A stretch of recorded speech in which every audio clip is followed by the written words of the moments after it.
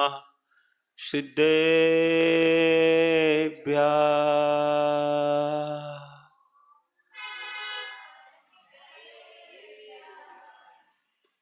मोक्षमार्गस्य नेतारम्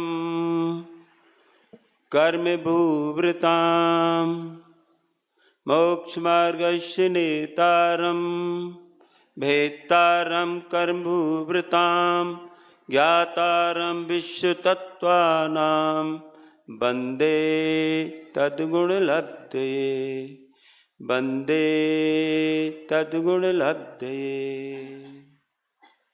तोभ्यं नमोऽस्तु भवसागरतारिणाय तोभ्यं नमोऽस्तु भवदुःखनिवारिणाय अध्यात्ममूर्ति गुरुदेवे नमोऽस्तु तोभ्यम् आचार्यवर्य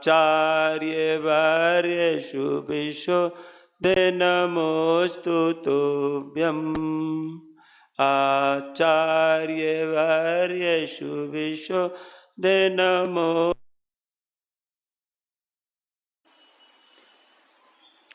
जय बोलिए देवादेव खद्दारार्षि आदिनाथ भगवान की जय। जय बोलिए देवादेव 1008 श्री चंदाप्रिय भगवान की जय। देवादेव खद्दारार्ष श्री चिंतामणि पार्श्वनाथ स्वामी की जय।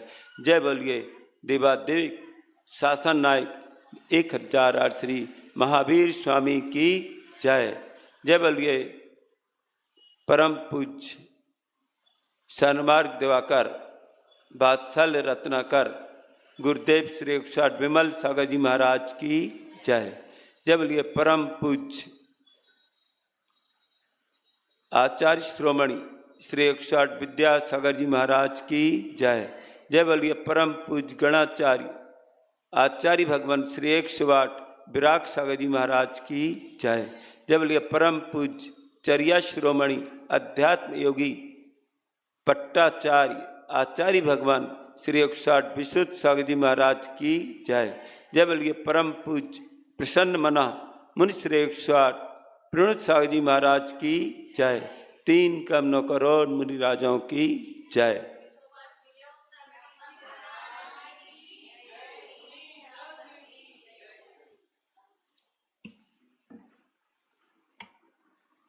भव्यात्माओं धर्म स्नेह बंधियों मान्यवर, आज बड़े पुण्य का उदय हुआ है कि अध्यात्म युग के राजहंस परम पूज्य आचार्य भगवान गुरुदेव श्री 108 विशुद्ध सागर जी महाराज जी की परम कृपा एवं उनके आशीर्वाद से हम यहाँ पर बैठे हुए हैं। यह हमारा सौभाग्य है।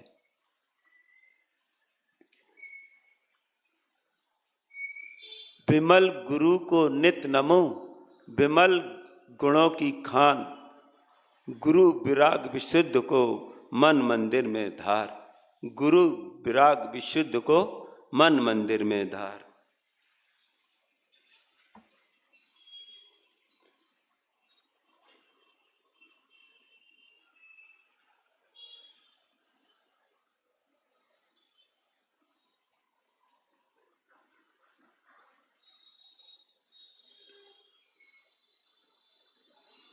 मुनि सकल वृत्ति बड़े भागी भव भोग नित्य बैरागी वैराग्य उपावन माही चिंतो अनुप्रेक्षा भाई।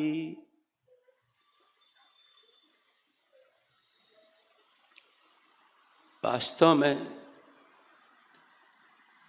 मुनिराज बड़े भागवान हैं जो इस संसार से कीचड़ से निकल करके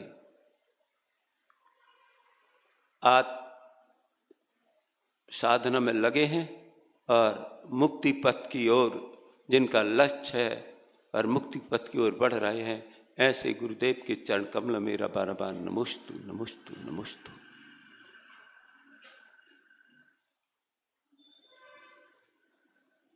आज का प्रसंग बहुत ही मार्मिक है।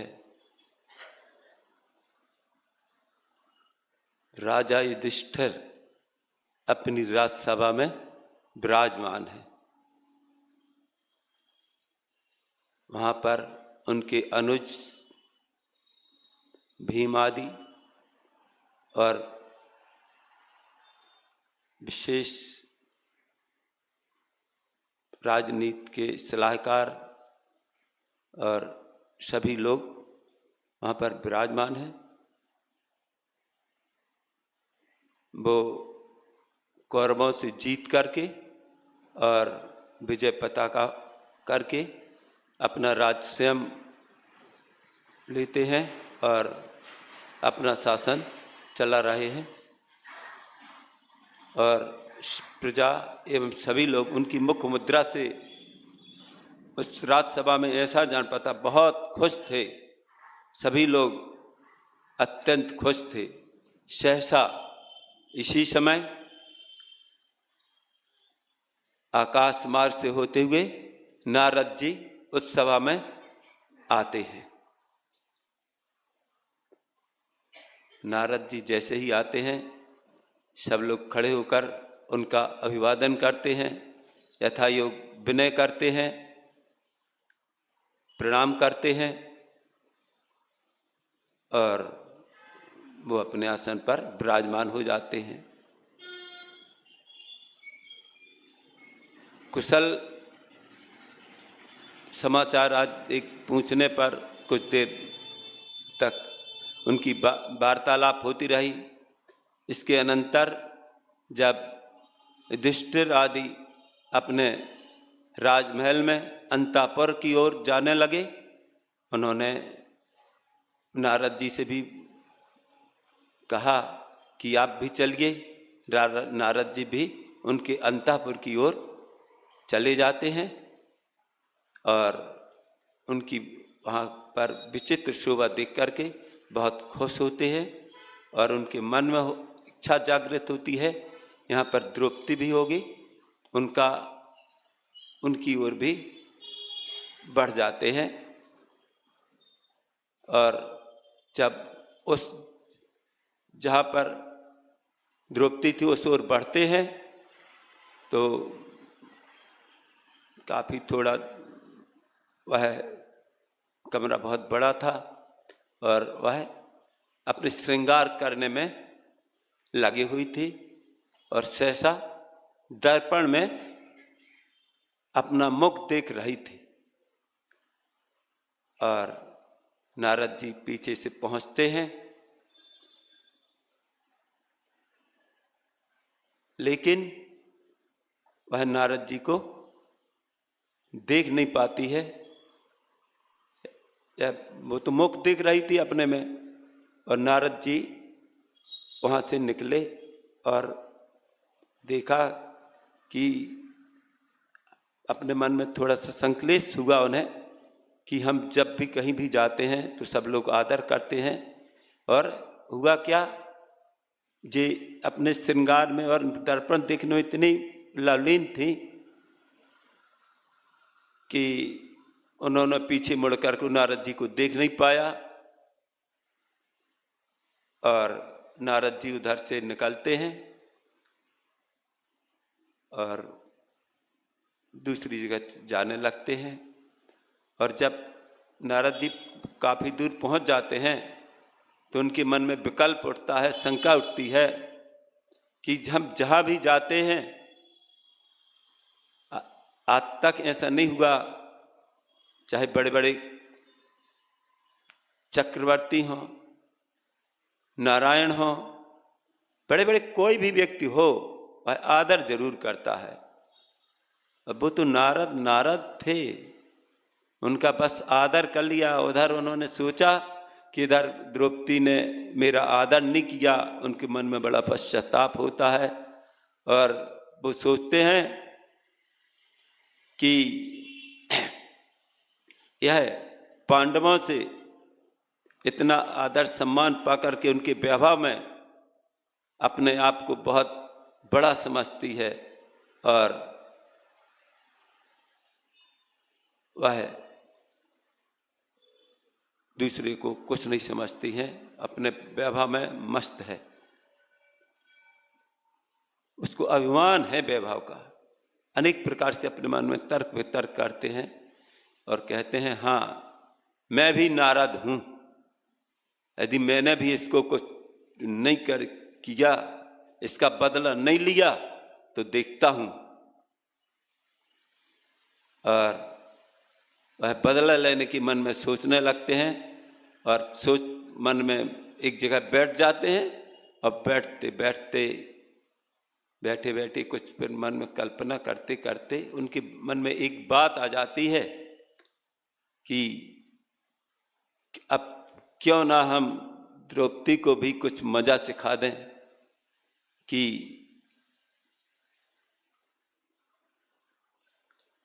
किसी की देख करके भी अनदेखा कैसे कर दिया जाता है। और इस प्रकार से वो अपने मन में सोचते हैं और अपने मन में कर लेते हैं कि ऐसा करें, ऐसा कोई लंपट राजा हो जिसके द्वारा द्रौपदी का हरण ही करवा दिया जाए, फिर देखते हैं कि वो क्या करती है। अपने मन में सोचते हैं और ऐसे एक राजा की खोज में निकलते हैं कि जो विषयों में लंपटी हो और उनकी इच्छा पूरी कर सके।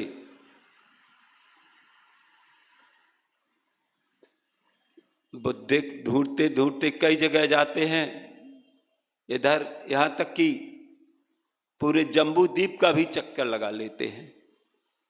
जम्बू द्वीप कितने हैं अपने यहां पर? 2.5 द्वीप। कहाँ रहते अपन लोग? 2.5 द्वीप में।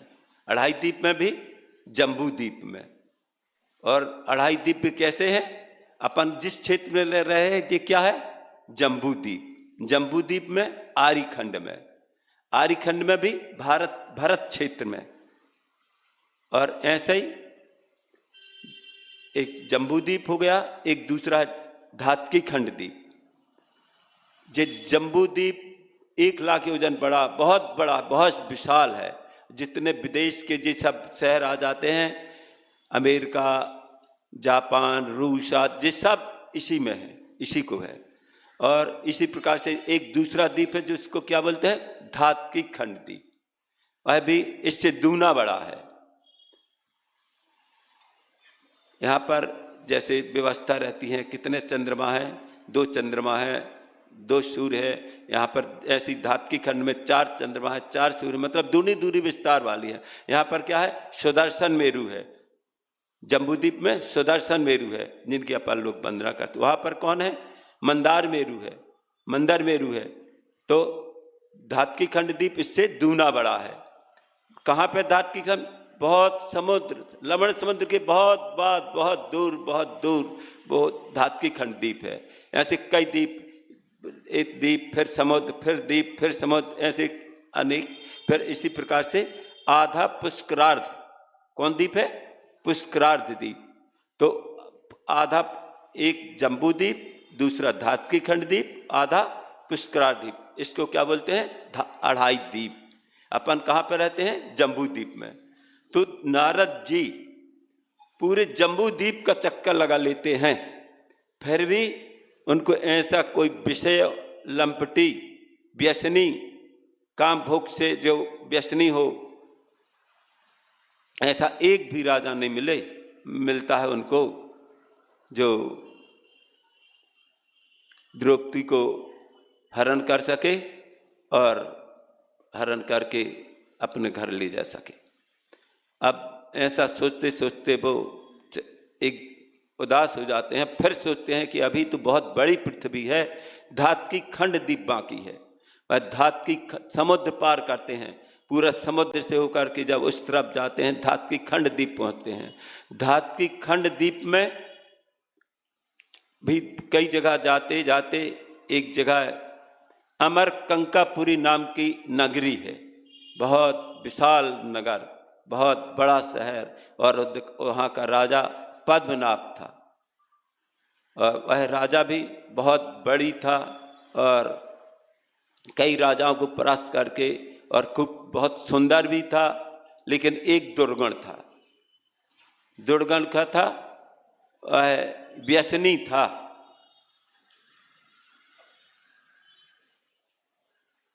उसमें ब्रह्मचर्य नहीं था, कामलोलपी था। नारद जी चलते चलते उस राज में जाते हैं और राजमहल में जाते हैं, और जहाँ पर वह बैठा हुआ था वहाँ पर पहुँचते हैं। और इसके पहले नारद जी जब उसके महल की ओर जाने के पहले क्या करते हैं, उनके मन में आता है कि द्रौपदी का एक चित्र बना लिया जाए। द्रौपदी का एक अत्यंत सुंदर चित्र बनवाते हैं और वह चित्र उन राजा को भेंट कर देते हैं। और जब पद्मनाभ राजा उस चित्र को देखता है तो देखते ही सोचता है, यह कौन है? यह त्रिलोक सुंदरी इंद्र की सची इंद्राणी है, अथवा कोई देवी है या अप्सरा है, या इतनी त्रिलोक सुंदरी यह कौन है, इतनी सुंदर? वह चित्र देखते ही मन में संकल्प विकल्प करने लगता है। इधर नारद जी खड़े थे, वह उनको नमोस्तु करता है, बड़े विनय भाव से आसन पर विराजमान करता है, और नारद जी आराम से बैठ जाते हैं। उनके चरणों में विनय भाव वह प्रणाम करता है, और राजा पूछता है, हे गुरुजी, यह इतना अच्छा चित्र जो आप लाए हैं यहाँ पर, यह त्रिलोक सुंदरी कौन है, कहाँ रहती है और क्या है? नारद जी उसके मन के विकार भाव समझ जाते हैं, और नारद जी फिर उससे बताते हैं कि यह त्रिलोक सुंदरी वास्तव में बहुत सुंदरी है, लेकिन वहाँ पहुँचना बड़ा मुश्किल है। यह जम्बू द्वीप में, वो पूरा विवरण बताते हैं कि जम्बू द्वीप में रहती है, और जम्बू द्वीप के आर्यखंड में भारत क्षेत्र में, और भारत क्षेत्र में भी हस्तिनापुर नाम का एक नगर है। उस नगर में 5 पांडव रहते हैं। उन 5 पांडवों में एक महाप्रतापी धनुर्धारी अर्जुन है, और जो जिनको सारा संसार जानता है, जो कितने बड़े वीर योद्धा हैं, जिनके प्रताप को देख करके अनेक लोग डर जाते हैं, सुन करके ही डर जाते हैं। सबको मालूम है वह संसार विजयी हैं, और उन्होंने कौरवों पर भी विजय प्राप्त कर ली है। जो अनेक प्रकार के दुर्योधन थे, बड़े बड़े द्रोणाचार्य भी, और बड़े बड़े जितने महारथी थे, सबको जीत लिया है। ऐसा है धनुर्धारी अर्जुन, जिसकी यह लक्ष्मी जैसी देवी है। राजा जी सब, और ये भी बताता कि 5 पांडव हैं और वो महान योद्धा हैं, और जिनकी बराबरी कोई संसार में इस समय नहीं कर सकता है। और फिर उनके साथ श्री कृष्ण जी है, नारायण हैं, बड़े बलशाली हैं, और नारायण के बल का कहना ही क्या, 3 खंड के राज्याधिकारी हैं। इस प्रकार से पद्मनाभ राजा को द्रौपदी के बारे में बताते हैं, और वह करके बेचैन हो जाता है कि ये है, चित्र तो दिखा दिया, लेकिन यह सुंदरी मिलना कठिन है। यह कैसे प्राप्त की जाए, उसके मन में व्याकुलता हो जाती है। और नारद जी बताते हैं कि जी बहुत तीन लोक में ऐसी सुंदरी शायद ही कोई हो, बहुत सुंदर है। और नारद जी इतना कह करके उधर से गमन करने लगते हैं और चले जाते हैं। अब जब नारद जी चले जाते हैं तो अपने मन में अब उसके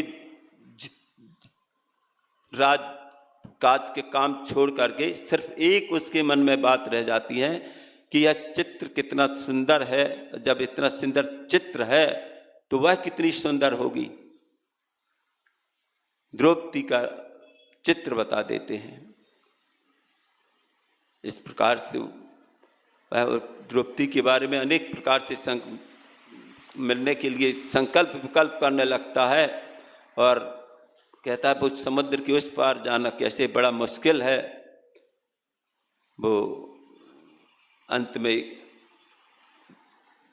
विद्या सिद्ध करने के लिए उपवास करता है और एक किसी देव को सिद्ध करने के लिए बैठ जाता है और वन में जाता है। वहाँ पर कुछ टाइम के लिए विद्या सिद्ध करने लगता है और अल्प समय में ही कुछ दिनों में उसको विद्या सिद्ध हो जाती है। और विद्या सिद्ध हो जाने के बाद वह देव उपस्थित हो जाता है और वह देव उपस्थित होने के बाद राजा पद्म नाम से कहता है कि आपने मुझे किस लिए बुलाया है, बताइए। पद्मनाभ राजा उस देव से कहते हैं कि जम्बूद्वीप में हस्तिनापुर में एक द्रौपदी नाम की स्त्री है और मैं उसके कारण बड़ा बेचैन हूँ। जैसे भी हो आपको उसको यहाँ पर लाना है। अब देव जी सब सुनता है और कहता है ठीक है, मैं रात्रि में जाऊंगा। और जब आधी रात होती है, आधी रात के बाद वह उधर से जाने के लिए गमन करता है और समुद्र को उल्लंघन करके जम्बूद्वीप की ओर पहुंचता है। जम्बूद्वीप में भरत, क्षेत्र, खिन और हस्तिनापुर की ओर पहुंचता है। हस्तिनापुर में जब वहाँ पर पहुंचता है, देखता है द्रौपदी एक वहाँ पर सोई हुई हैं और वह अपनी विद्या के बल से पलंग सहित द्रौपदी को उठा लाता है और आकाश मार्ग से ले जा करके जहाँ उपवन में राजा पद्मनाभ का राजमहल था, वहाँ पर ला करके वह पलंग सहित विराजमान कर देता है। और द्रौपदी तो निंद्रित थी, निंद्रा में थी और उनको अभी कुछ मालूम नहीं। और निंद्रा के बल से जैसे उधर से पलंग पर सोई थी वैसी की वैसी वहीं पर आकर के वो पलंग को रख देता है। और राजा के पास पहुंचता है। सवेरा हो जाता है। सवेरा होने को होता है तो राजा के पास जैसे ही खबर देता है वो उठता है और उनसे बोलता है कि हम द्रौपदी को ला करके उस राजकन्या को महलों में उस कमरे में जहाँ पर आपने बताया था वहाँ पर पलंग रख दिया है। वो खुश हो जाता है और उठ करके थोड़ी देर बाद जैसे ही पहुँचता है और वहाँ पर उस पलंग के पास पहुँचता है, द्रौपदी को देखता है और जो अत्यंत सुंदर वो अभी भी सो रही थी और उस अवस्था में देखता है। देखते देखते वह सोचता है कि जैसा मैंने चित्र देखा था उस चित्र से बढ़कर कहीं इसका सौंदर्य है, और वह वहीं पर खड़ा हो जाता है। थोड़ी देर बाद द्रौपदी को पुकारता है कि सुबह हो गई है, लेकिन द्रौपदी सो रही थी। अचानक उनकी निद्रा भंग होती है, और निद्रा जैसे ही भंग होती है वो देखती हैं कि मैं यहाँ पर कहाँ पर आ गई हूँ, और सोचती है कि यह स्वप्न देख रहे हूँ क्या, एक अपरिचित आदमी सामने खड़ा है और मैं यहाँ कहाँ हूँ, हस्तिनापुर में हूँ? नहीं, ये हस्तिनापुर नहीं है। तो फिर मन में सोचती है, पुनः करवट बदल करके निंद्रा लेने लगती है, और फिर थोड़ी देर बाद जागती है, और जाग कर के जैसे ही उठकर बैठती है तो देखती है कि मैं इस अनजान जगह में कहाँ आ गई हूँ, और वो समझ जाती है कि मैं हस्तिनापुर में नहीं हूँ और इधर कहाँ आ गई हूँ। इधर सामने वह राजा पद्मनाभ खड़ा था। देखते ही वह द्रौपदी के सामने हाथ जोड़ करके खड़ा हो जाता है और बोलता है कि हे देवी, यह धात्की खंड द्वीप है और मैं यहाँ का राजा हूँ, और मेरा अपने ईश्वरी बहुत वैभव का वर्णन बताता है।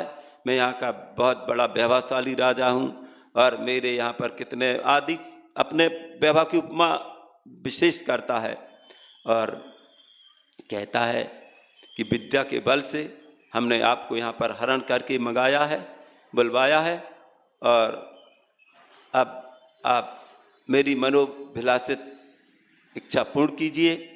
और अनेक प्रकार से कामोद्दीपन बात करने लगता है। इधर से वो सब सुन करके उनके मन में बड़ा दुख होता है और पश्चाताप होता है, और वो विलाप करने लगती हैं, अत्यंत दुखित होती हैं, और दुखित होकर के मन में नमोकार मंत्र का जाप करने लगती हैं, और नमोकार मंत्र का कई उच्चारण करने के बाद